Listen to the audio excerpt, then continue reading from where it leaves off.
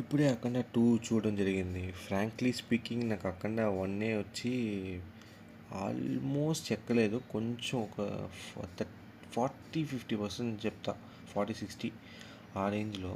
But ఈ movie 'అఖండ 2' వస్తే నేనేం చెప్పాలని కూడా నాకు అనిపించలేదు భయ్య. ఎట్లా చెప్పేది నేను మీకు. బాలయ్య ఫ్యాన్స్ ఉంటే మాత్రం కొంచెం ఎంజాయ్ చేస్తారు అనుకుంటున్నా అంతే. ప్లస్ నాకైతే మూవీ నచ్చలేదు. మెయిన్ ఏందిరా ఆ క్యాస్టింగ్ ఏంది నాకు అర్థం కావట్లేదు. పార్ట్ 1లో ఫస్ట్ ఆ చిన్నపిల్ల క్యాస్టింగ్ భలే ఉంటుంది. దాంట్లో ఇప్పుడు దీంట్లో వచ్చి ఎల్డర్ వర్షన్ తీసుకొచ్చినారు క్యారెక్టరైజేషను. అసలు స్క్రీన్ ప్రెజెన్సే లేదు భయ్య. డబ్బింగ్ ఏంది భయ్య అది అమ్మాయికి వాయిస్ డబ్బింగ్ ఇంకా దరిద్రంగా ఉంది. వాయిస్ డబ్బింగ్ అయితే మాత్రం నేను మా అమ్మకి చెప్తున్నా, మా అమ్మ పక్కనే కూర్చొనింది. సారీ, అమ్మ అనకూడదు, మా తల్లి వారు పక్కనే కూర్చున్నారు.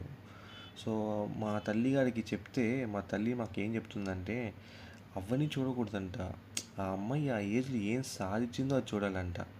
నాకు అర్థం కావట్లేదురా నాయన, ఏందిరా ఇది ఏం కావాలరా నాయన, నాకు అర్థం కావట్లేదు. దాని తర్వాత మధ్యలో కొన్ని బాలయ్య బాబు సీన్స్ వస్తున్నాయి, దేవుడి గురించి చెప్తా అంటే మా అమ్మ నన్ను గోకుతుంది. మా నాన్న అయితే దండం పెట్టుకుంటున్నాడు స్క్రీన్ చూస్తా. నాకు అర్థం కావట్లేదురా, ఎలారా చూస్తున్నారు ఇవన్నీ మీరు. చెప్పిన మెసేజ్ అయితే ఓకేనే కానీ బట్ చెప్పిన స్క్రీన్ ప్రెసెన్స్ అయితే మాత్రం నా వల్ల తట్టుకొని మానలేదు బ్రో, ప్రామిస్. నేనేం చెప్పేది, పాజిటివ్స్ అని చెప్పాలంటే ఏం చెప్పేది, ఒక్క సాంగ్ ఉండింది. ఆ సాంగ్లో గీతా మాధురి గారు ఏమేమో వాయిస్ మాడ్యులేషన్స్ ట్రై చేస్తున్నారు. నాకైతే అస్సలు నచ్చలేదు. కాస్ట్యూమ్స్ ఏందిరా అది ఏమో బ్లూ ఫిల్మ్ ఎత్తున్నారా, నాకు అర్థం కావట్లేదు. ఇదే గర్ల్స్ని యాక్ట్రెస్ని మీరు సెక్స్ డాల్స్గా చూపిన ఆపండిరా ఫస్ట్. ఆ డ్రెస్సింగ్ సెన్స్ ఏంది, అయ్యో కాస్ట్యూమ్స్ ఏంది. బాలయ్య డ్యాన్స్ ఎప్పుడు వేసినట్టే ఉండింది ఓకేనే, బట్ చాలా సీన్స్లో పర్ఫెక్షనే లేదు. సెట్ అని ఈజీగా తెలిసిపోతుంది. 200 crores బడ్జెట్ ఎక్కడికి ఎత్తుకొని పెట్టారో నాకు అర్థం కావట్లా.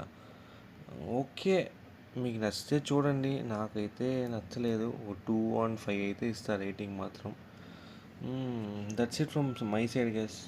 జై బాలయ్య, అంతే, నో కమెంట్స్.